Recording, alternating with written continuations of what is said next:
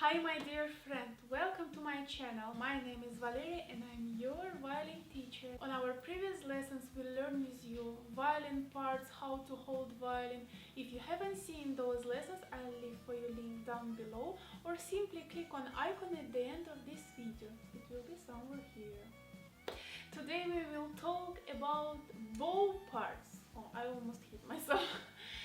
Well, it's not so complicated and complex like violin parts, but there is a couple of things that you should know. For example, this stick, the wooden stick, it's called stick. You know, it's very interesting actually that on Russian language it's called other way, not just a stick. But okay, if you're interested to see how it's called in Russian, you always can see my subtitles on Russian language, and of course if you know Russian language. But okay, let's go back to our parts. This part, the black, is called frog. I don't know why actually it's called frog. Does it look like frog?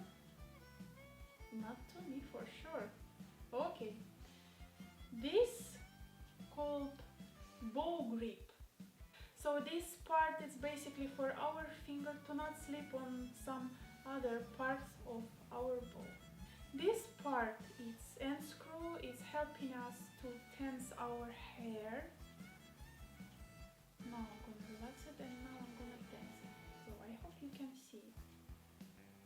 Yeah, and inside, outside, you see how it looks like, and inside it looks just like this. Interesting, huh? And we have two more details left: the hair and tip of the bow. Be careful with this part because it's very fragile, and try to not stick something with it because you might break it. The things that you should know about the bow: after you are done playing, always relax your hair. It will help us to keep our stick straight. Try to not touch hair with your hands or fingers because it can get dirty and it doesn't look good and it doesn't sound good. Hair can be black or white. Usually professionals, they are playing with the white hair, and the black hair is for beginners. As well, hair can be synthetic and natural. Natural, we are cutting from the horse tail, and synthetic, well, who knows how they make that synthetic hair.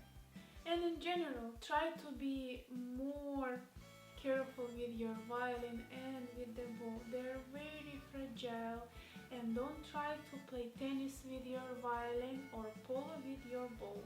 That's it for today. Don't forget to subscribe for my channel and you'll learn something new and even more. Bye!